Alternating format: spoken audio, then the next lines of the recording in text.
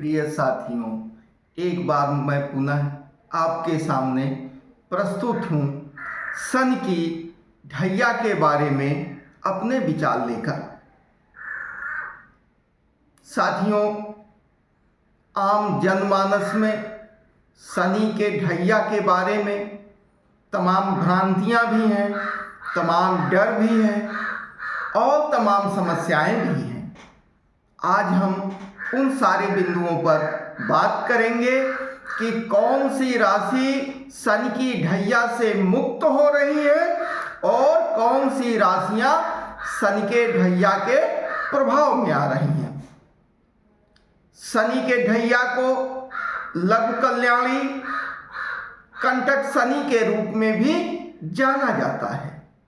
आम जनमानस में, ज्योतिषियों में, विद्वानों के बीच में एक विशेष बिंदु और विशेष विषय हमेशा रहा है और निश्चित रूप से समाज में हर व्यक्ति इससे अपने जीवन काल में प्रभावित होता ही आ रहा है।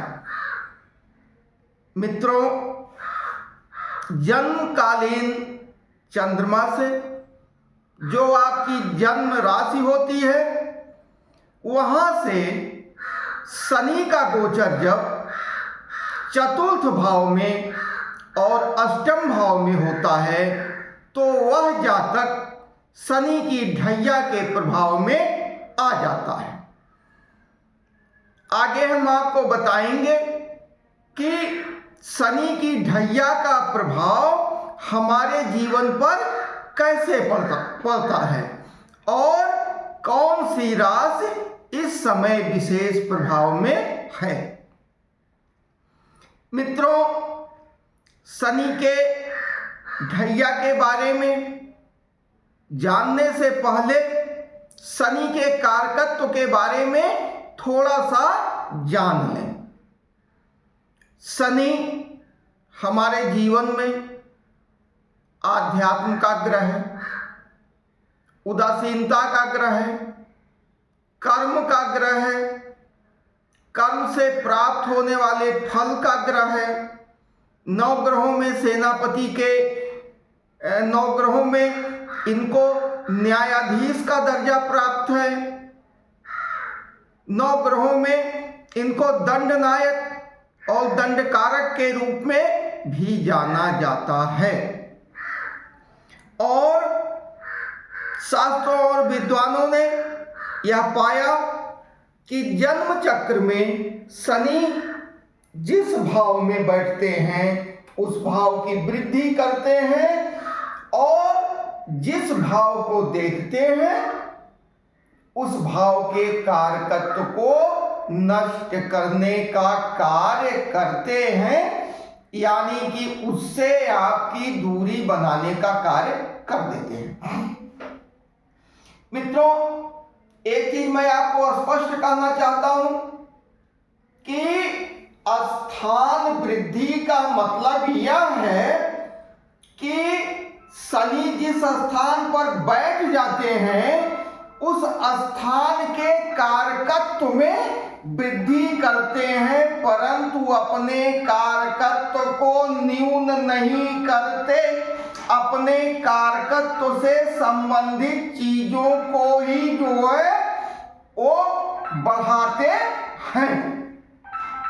तो मित्रों, इस समय शनि की ढैया से मुक्त होने वाली राशियां आपकी वृश्चिक और कर्क हैं। कर्क और वृश्चिक राशि के जातक थोड़ा सा सुकून महसूस कर सकते हैं। और मैं विशेष रूप से आपको ये बताना चाहता हूं कि काल पुरुष की कुंडली में शनि 10वें भाव का और आय भाव का स्वामित्व शनि को प्राप्त है। आपके जीवन में शनि का महत्वपूर्ण स्थान होता है। शनि की महादशा आपके जीवन में एक काफी लंबा समय उसके हिस्से में आता है। दोस्तों, आज के विशेषांक के मुख्य आधार शनि की ढैया में जो राशियां प्रभावित होने जा रही हैं वो है धनु और सिंह राशि। सभी ग्रहों को 7वीं दृष्टि प्राप्त होती है, यानी ग्रह जिस भाव में बैठते हैं उससे सामने वाले भाव को पूर्ण दृष्टि से देखते हैं, अपना प्रभाव डालते हैं। वो प्रभाव मित्रवत भी हो सकता है, वो प्रभाव शत्रुवत भी हो सकता है, वो प्रभाव उस सामने वाले गृह में बैठे हुए ग्रह से थोड़ा बहुत परिवर्तित भी हो सकता है। खैर, ये विषय बाद में। तो शनि से कंटक शनि में या ढैया में या लघु कल्याणी प्रभाव 29 मार्च 2025 के शनि के मीन राशि में गोचर करने के बाद उस अवधि से वृश्चिक और कर्क राशि ढैया से मुक्त होगी और धनु और सिंह राशि ढैया के प्रभाव में होगी। मित्रों, जैसा मैं पहले आपको बता चुका हूं, आप फिर जान लीजिए कि शनि को, बृहस्पति को और मंगल को 3 दृष्टियां प्राप्त होती हैं, जिसमें से शनि जिस घर में बैठते हैं वहां से तृतीय भाव को, सप्तम भाव को और दसम भाव को देखते हैं। तीसरी, 7वीं और 10वीं दृष्टि डालते हैं। जैसा कि सामान्यतया माना जाता है कि शनि जिस स्थान पर बैठते हैं उस स्थान की वृद्धि करते हैं, जिस स्थान को देखते हैं उस स्थान में समस्या खड़ी होती है। शास्त्रों में कहा गया है कि स्थान हानि करो जीवा, स्थान वृद्धि का शनि, यानी शनि स्थान वृद्धि करता है और जीव स्थान की हानि करता है। तो धनु राशि और सिंह राशि 29 मार्च से 2025 से इस दायरे में आ रही हैं। अब हम इनके प्रभाव के बारे में आपको बताने जा रहे हैं। आप ध्यान से प्रभाव सुनिए, उसके बाद फिर हम उपाय बताएंगे। अगर ये सब आप कर ले जाते हैं तो ये लगभग 2.5 साल मीन राशि का गोचर जो इन राशियों पर कंटक शनि का प्रभाव लेके आ रहा है, लव कल्याणी का प्रभाव लेके आ रहा है, ढैया का प्रभाव लेके आ रहा है, उससे आपको निजात मिल सकती है, समस्याओं में कमी आ सकती है। यह आपके ऊपर है, क्योंकि करना आपको है। सलाह हम दे सकते हैं। ज्योतिष आपके प्रारब्ध को पूर्ण रूप से नष्ट तो नहीं कर सकता, लेकिन बरसात के समय में जो उपयोग छतरी का होता है, ज्योतिषीय सलाह मानने के बाद आप तमाम परेशानियों से बच सकते हैं या आपको रास्ता दिखाई दे सकता है, दिख जाता है। तो मीन राशि में शनि का गोचर और धनु राशि पर ढैया, ये कैसे होता है? धनु राशि का मतलब ये आपका चंद्र लग्न होता है। जन्मकालीन चंद्रमा जिस राशि में होता है वो आपकी राशि होती है, और गोचर हमेशा राशि से देखा जाता है। लग्न आपका कुछ भी हो सकता है। तो शनि का गोचर मीन राशि में कैसे ढैया होगी? धनु राशि पर। धनु राशि पर से जोड़ने पर 9, 10, 11, 12 चौथी राशि में, मीन राशि में शनि का गोचर हो रहा है। जैसा कि हमने पहले आपको बताया कि जन्मकालीन राशि से चतुर्थ भाव में और अष्टम भाव में जब भी शनि का गोचर होगा वह जातक ढैया के प्रभाव में होगा, लव कल्याणी के प्रभाव में होगा और कंटक शनि के प्रभाव में होगा। अब प्रभाव क्या पड़ता है? धनु राशि से चौथी राशि मीन पड़ेगी, यानी चंद्र लग्न से चौथे भाव में शनि का गोचर हो रहा है। चौथे भाव से क्या होता है? चौथा भाव आपके सुख का भाव है, चौथा भाव आपके भूमि का भाव है, चौथा भाव आपके वाहन का भाव है, चौथा भाव आपके माता का भाव है। तो इन स्थानों पर शनि अपने कारकत्व के साथ बैठेगा, कारकत्व को बढ़ाएगा। चौथा भाव आपके छत का भी भाव होता है। चौथा भाव, अगर छत पर दरारें हों, आपके घर में दरारें हों, सीलन हो, तो मान के चलिए शनि का अच्छा प्रभाव आपको नहीं मिल रहा है। आपके भूमि में कोई समस्या आ रही हो, आपके वाहन में समस्या आ रही हो, वाहन बार बार बिगड़ रहा हो, वाहन आपसे दूर हो रहा हो, आपकी माता के स्वास्थ्य में कोई समस्या हो, आपकी माता बड़ी बीमारियों की तरफ बढ़ रही हो, लंबे समय तक चलने वाली बीमारियों से ग्रसित हो रही हो, तो मान के चलिए कि कंटक शनि का प्रभाव आपके ऊपर अच्छा नहीं हो रहा है। मानिए आपकी माता बीमार है, आपकी भूमि का मुकदमा चल रहा है, आपके छत में दरार है, आपके घर की दीवारों में दरार है, तो इन स्थानों पर बैठ के इनको बढ़ाने का ही कार्य करेगा। अगर आपके जीवन में सुख की कमी है तो आपके सुख की कमी को बढ़ाने का कार्य शनि करेगा। सुख को बढ़ाने का काम नहीं करेगा, जो उसका कार्यकर्ता है उसको बढ़ाने का कार्य करेगा। आपके सुख में जो कमी है उस कमी को और बढ़ाने का कार्य करेगा। तमाम लोगों में भ्रांतियां होती हैं कि शनि जिस स्थान में बैठ जाते हैं उस स्थान की वृद्धि करते हैं।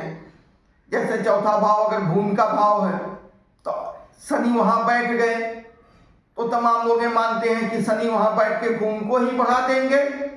नहीं, शनि उस भूमि में होने वाली समस्याओं को अगर है तो उसको बढ़ा देंगे। और आगे क्या होता है?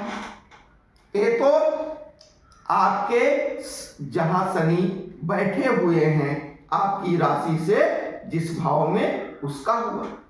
अब शनि देव महाराज को 3 दृष्टियां प्राप्त हैं। तीसरी दृष्टि, 7वीं दृष्टि और 10वीं दृष्टि।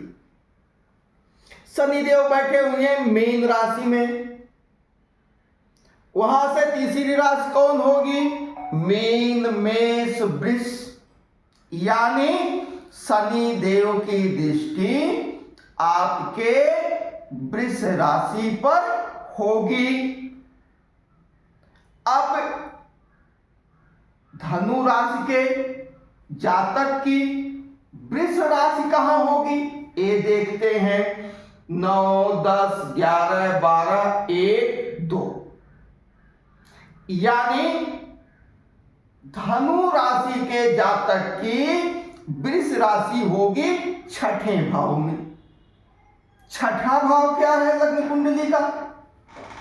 छठा भाव आपके रोग का भाव है, आपके रिपु का भाव है, आपके ऋण का भाव है, आपके ननिहाल का भाव है, आपके मामा का भाव है, आपके गुलामी का भाव है, आपके नौकरी का भाव है, आपके द्वारा किए जाने वाले सेवा का भाव है।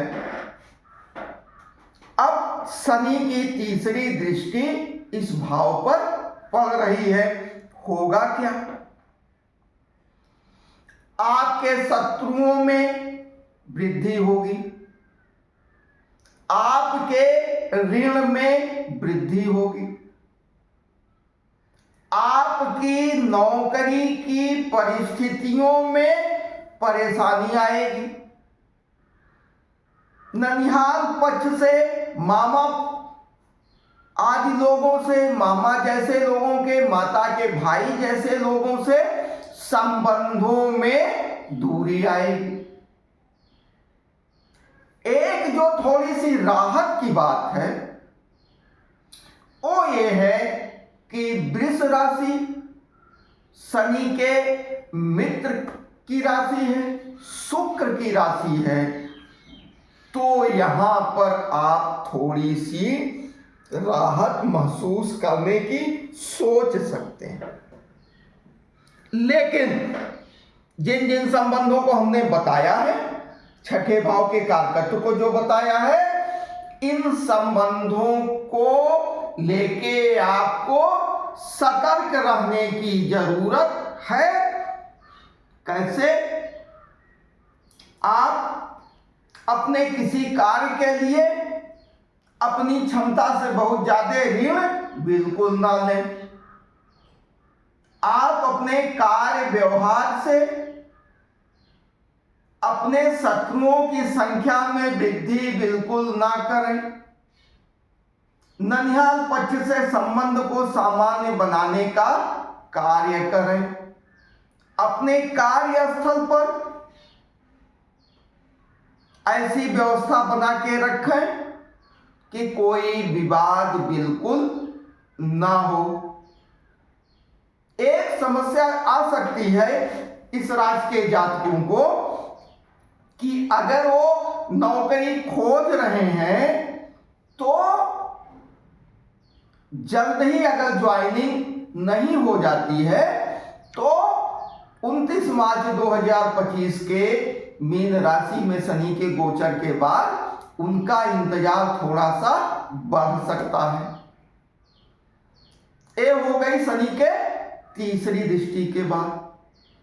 अब बात करते हैं शनि की सातवीं दृष्टि। शनि की सातवीं दृष्टि कन्या राशि पर पड़ेगी। धनु राशि के जातक की कन्या राशि उसके दसम भाव में पड़ेगी। दसम भाव में के बारे में जान लीजिए। दसम भाव आपकी प्रतिष्ठा का भाव होता है। दसम भाव आपके राज्य का भाव होता है। दसम भाव आपके पिता का भाव होता है। दसम भाव आपके किए जाने वाले कार्य का भाव होता है। काल पुरुष की कुंडली में दसम भाव का कारकत्व स्वामित्व शनि को ही प्राप्त है। तो दसम भाव के जो कारकत्व हैं, शनि की सप्तम दृष्टि उन चीजों से आपको दूर करने की कोशिश करेगी। यानी जो आपका कार्य होगा, जो आपकी आजीविका का आधार होगा, वहां पर चोट पहुंच सकती है। आपके पिता से आपके संबंध खराब हो सकते हैं। आपके प्रतिष्ठा को प्रभावित किया जा सकता है। तो इन चीजों को आपको प्रतिष्ठा को लेके, पिता को लेके, अपने कार्य को लेके, अपनी आजीविका को लेके आपको सतर्क रहने की जरूरत है। यहाँ भी थोड़ी सी राहत की बात यह है कि कन्या राशि शनि देव के मित्रवत रहने वाले बुध देव की राशि है, तो थोड़ी सी राहत की बात हो सकती है। लेकिन दशम भाव के जो कारकत्व हैं उनको लेकर आपको सजग सतर्क रहने की जरूरत है। ये तो सप्तम दृष्टि हो गई। अब शनिदेव की दशम दृष्टि कहां पड़ती है, आइए इसको देखते हैं।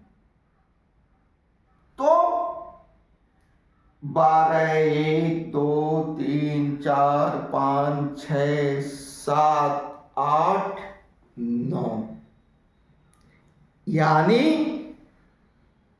शनिदेव महाराज की दशम दृष्टि आपकी राशि पर ही पड़ रही है, आपके चंद्र लग्न पर ही पड़ रही है।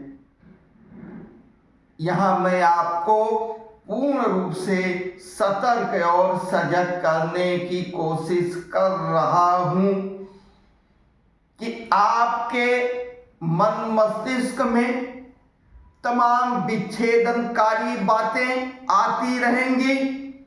यहां तक कि बहुत खराब परिस्थिति अगर आपके लग्न कुंडली में ग्रहों का है और आपकी दशा भी खराब चल रही है, अन्य ग्रहों का गोचर भी आपका खराब चल रहा है और अष्टक वर्ग में आपके प्रमुख ग्रह मजबूत नहीं है, तो इस राशि के जातक अपने जीवन को खराब करने के बारे में भी सोच सकते हैं।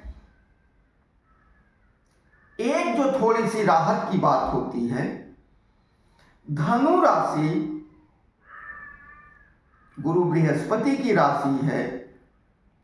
शनि देव महाराज उनसे सम व्यवहार रखते हैं, उनका सम्मान करते हैं, वहां थोड़े से नम्र रहते हैं, तो ये राहत की बात हो सकती है। लेकिन जो शनि देव महाराज का कारकत्व है, जो चीजें उनके स्वामित्व के अंदर हैं, उन चीजों को पूर्ण रूप से विलग नहीं किया जा सकता। आपकी धनु राशि आपकी चंद्र राशि है, चंद्र लग्न है,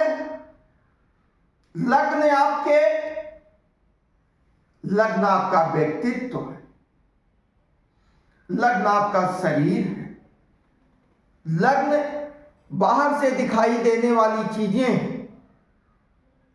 और साढ़े साती हो या ढैया हो, चंद्र लग्न का प्रभाव हमेशा मानसिक पक्ष पर पहले प्रहार करता है। अब जब आप मानसिक रूप से कमजोर हो जाते हैं तो वो चीजें स्थूलता से बाहर स्थूलता के रूप में दिखाई देने लगती हैं और मानसिक स्थिति खराब होने के कारण वो चीजें फिर आपके कार्य व्यवहार, फिर उससे मिलने वाले परिणाम को भी दिखाई देने की कोशिश और कार्य करते। यानी कि पहले मन प्रभावित हुआ, फिर तन प्रभावित हुआ, फिर कार्य प्रभावित हुआ, फिर कार्य के द्वारा मिलने वाले परिणाम से आप प्रभावित हुए। तो मित्रों, एक धनु राशि के बारे में हमने ढैया के बारे में आपको बताया। एक जो बहुत अच्छी बात इस समय चल रही है वो ये है कि गुरुदेव बृहस्पति इस समय वृष राशि में गोचर कर रहे हैं। 15 मई के आसपास तक गुरुदेव बृहस्पति का गोचर वृष राशि में हो रहा है। वृष राशि में गोचर करते हुए, जैसा कि हमने आपको पहले बताया कि शनि देव, मंगल देव, गुरु बृहस्पति देव, इनको 3 दृष्टियां प्राप्त होती हैं। उसमें गुरुदेव बृहस्पति को पंचम, सप्तम और नवम दृष्टि प्राप्त होती। जैसा कि हमने बताया कि शनि की ढैया में धनु राशि में वृष राशि, कन्या राशि और धनु राशि प्रभावित हो रही है। वृष राशि में गोचर करते हुए गुरुदेव बृहस्पति की अमृत दृष्टि किन राशियों पर पड़ रही है? हमने ऐसा क्यों कहा कि थोड़ी राहत की बात है। तो वृष राशि में गोचर करते हुए गुरुदेव बृहस्पति, वृष 1 2 3 4 5 सिंह राशि पर इनकी दृष्टि पड़ रही है। 6 7 तुला राशि पर पड़ रही है और धनु राशि में पड़ रही है। तो जहां जहां दृष्टि पड़ रही है गुरुदेव बृहस्पति की, उस स्थान में जो अशुभता होती है उसमें न्यूनता आएगी, जो शुभता होती है उसमें वृद्धि होगी, क्योंकि गुरुदेव की दृष्टि में अमृत होता है, ऐसा हमारे विद्वानों ने माना है, शास्त्रों में कहा गया है। पुनः धनु राशि के बाद दूसरी राशि जो ढैया के प्रभाव में आ रही है वो है सिंह राशि, क्योंकि शनिदेव का गोचर मीन राशि में हो रहा है। सिंह राशि से अष्टम भाव में मीन राशि पड़ती है, ये अष्टम गोचर है। पुनः वही चीजें कि कौन कौन सी राशियां प्रभावित हो रही हैं, तो राशियां तो वही प्रभावित हो रही हैं, वृष राशि, कन्या राशि और धनु राशि। अब देखते हैं कि सिंह राशि में जो आपकी लग्न राशि है, चंद्र राशि है, उससे ये राशियां कहां पड़ती हैं। तो पहले वृष को देखते हैं। 5 6 7 8 9 10 11 12 1 2। तो सिंह राशि के जातकों की वृष राशि 10वें भाव में पड़ेगी। हम पहले भी बता चुके हैं कि ये आपके पिता का, आपके राज्य का, आपके प्रतिष्ठा का, आपके कार्य का भाव होता है, आपके यश का भाव होता है। तो इस भावों को लेके सिंह राशि के जातकों को सतर्क रहने की जरूरत है। इसके बाद जो अब हम देखते हैं कि सिंह राशि के जातकों की जो है कन्या राशि कहाँ पर होती है, तो कन्या राशि 5 6। कन्या राशि द्वितीय भाव में पड़ेगी।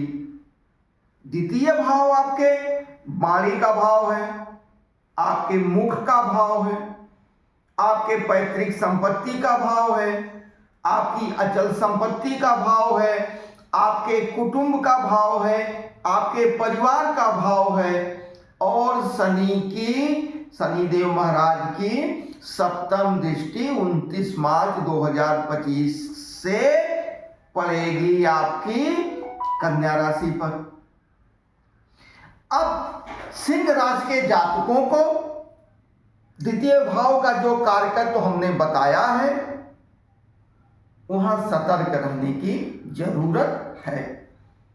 अपने वाणी पर संयम रखें, मुख में अंदर होने वाले रोगों के प्रति सतर्क रहें, अपने खान पान पर नियंत्रण करें, चेहरे को साफ रखें। चेहरे पर अगर दाग धब्बे बढ़ रहे हैं, वाणी आपकी कट हो रही है, आपके परिवार में, आपके कुटुंब में विघटन की स्थिति हो रही है, ऐसी परिस्थितियां अगर बन रही हैं, आप सतर्क हो जाइए। अगर आपकी अचल संपत्ति प्रभावित हो रही हो, उसमें समस्याएं आ रही हो, टूटने के कगार पर हो, तो निश्चित रूप से आपको सतर्क होने की जरूरत है और शनि के उपाय को करने की जरूरत है। अब दशम दृष्टि धनु भाव कहां पड़ेगा? तो 5, 6, 7, 8, 9। अब आपकी सिंह राशि की धनु राशि उनके पंचम भाव में पड़ेगी। पंचम भाव क्या है? पंचम भाव आपके बुद्धि का भाव है, आपके विद्या का भाव है, आपके संतान का भाव है, आपके प्रेम का भाव है, आपके संबंधों का भाव है। तो मीन राशि में बैठ के शनिदेव महाराज दशम दृष्टि आपके पंचम भाव पर डाल रहे हैं। तो जो कारकत्व हमने बताया, आप अपनी बुद्धि को लेकर सतर्क रहें, अपने संतानों को लेकर पूर्ण रूप से सतर्क रहें। आपका जो प्रेम संबंध है, अपने प्रेम संबंध को लेकर पूर्ण रूप से सतर्क रहें, क्योंकि जैसा कि हमने पहले बताया कि जो शनि के कारकत्व हैं, उस कारकत्व में वृद्धि करने का कार्य करेंगे, क्योंकि आध्यात्मिक ग्रह है। तो जो पंचम भाव का कारकत्व है, दशम दृष्टि पड़ रही है, आपको सतर्क रहने की जरूरत है। चूंकि ढैया और गोचर ये आपके मानसिक पक्ष को प्रमुखता से प्रदर्शित करते हैं। तो शनि की ढैया, इसे लघु कल्याण इसलिए भी कहा जाता है कि ये ढैया आपका कल्याण करने के लिए आती है। आपके जीवन में जो भ्रम है, आपके जीवन में जो अनैतिकता है, आपके जीवन में जो खराब कार्य है, आपके जीवन में जो खराब संबंध है, या वो तमाम सारी खराब चीजें जो आपसे चिपकी हुई हैं शनि की ढैया में, वो चीजें आपसे छूट जाएंगी। आपका भ्रम के कारण मनुष्य अहंकार में आता है। सबसे पहले आपके अहंकार को ही चोट लगेगी। कैसे? दशम भाव में प्रतिष्ठा को प्रभावित कर देंगे, द्वितीय भाव में आपके धन संपत्ति कुटुंब को प्रभावित कर देंगे, पंचम भाव में विद्या बुद्धि संतान को प्रेम को प्रभावित कर देंगे। यानी जिन जिन विषयों को लेके, जिन जिन संबंधों को लेकर आपके जीवन में भ्रम था, अहंकार था, आपका भ्रम भी टूटेगा, आपका अहंकार भी टूटेगा।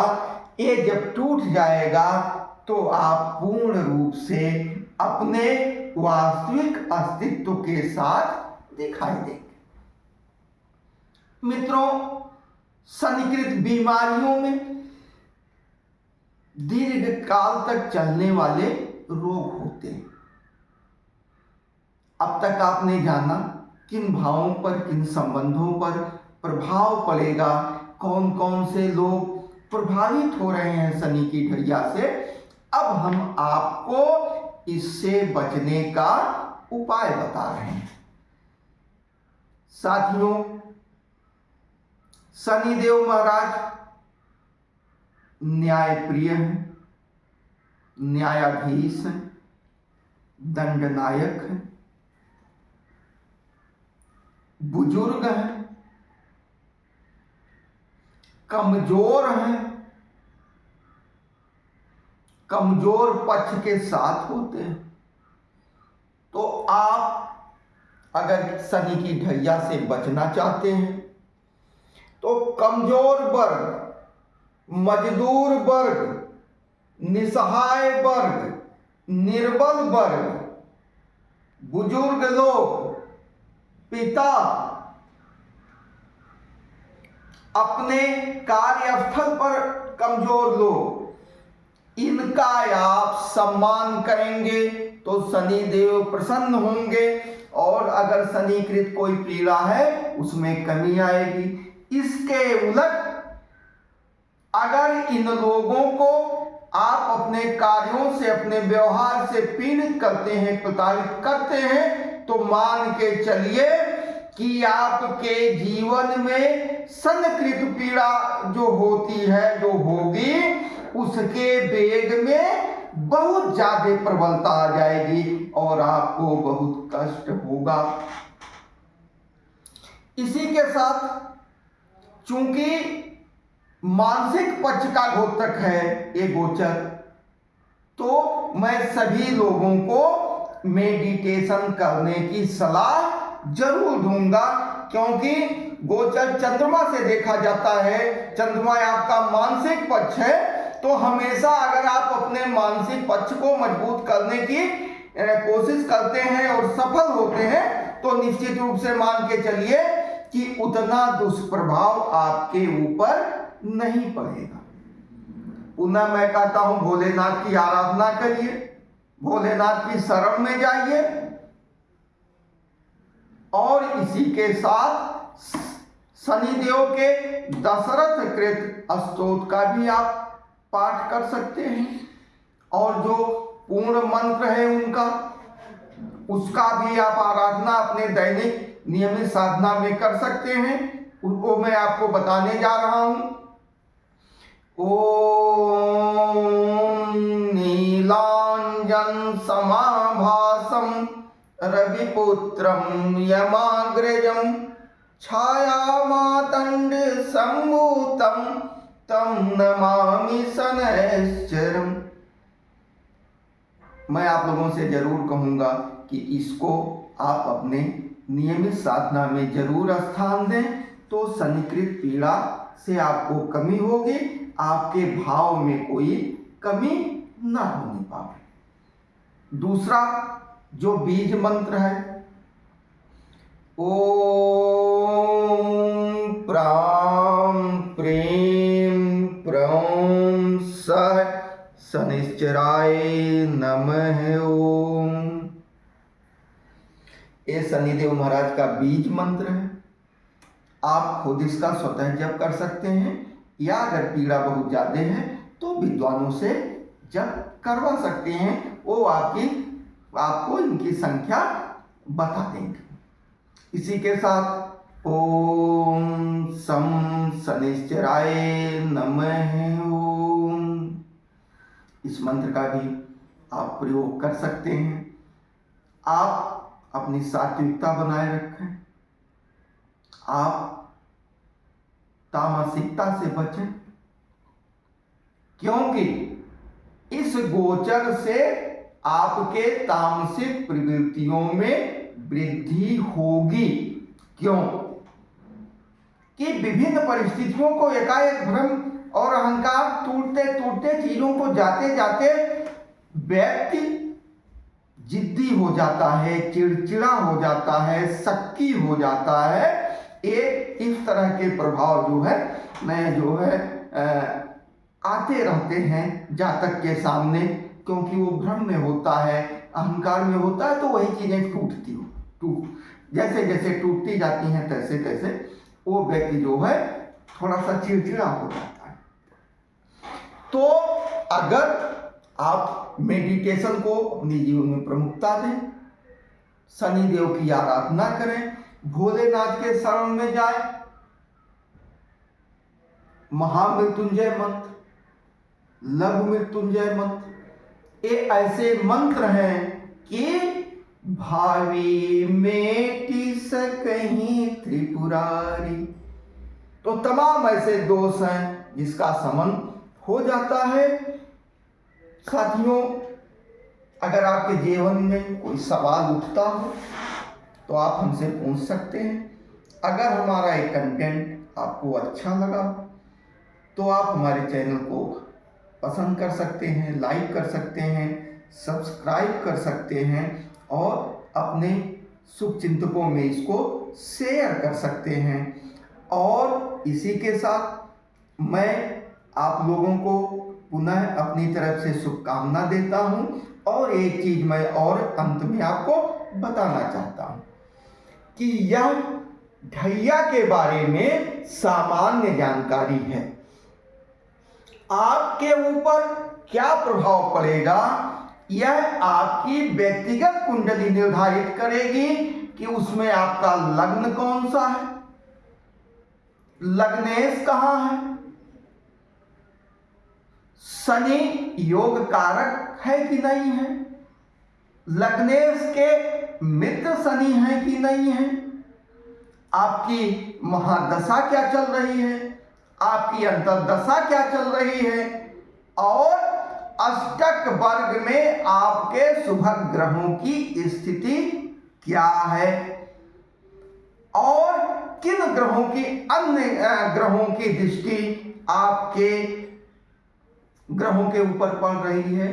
तो महादशा, अंतर्दशा, गोचर, अष्टक वर्ग, लग्न कुंडली तमाम चीजों को देखने के बाद आपके व्यक्तिगत जीवन के फलों का सटीकता से निर्धारण किया जा सकता है, इसमें दो राय नहीं है। तो जो हमने आपको ये सामान्य जानकारी दी है इसका लाभ उठाइए, सतर्कता बरतिए और जीवन में लोगों से अच्छा व्यवहार करिए। आपका बहुत बहुत धन्यवाद। जय हिंद, जय वैदिक, जय ज्योतिष, हर हर महादेव।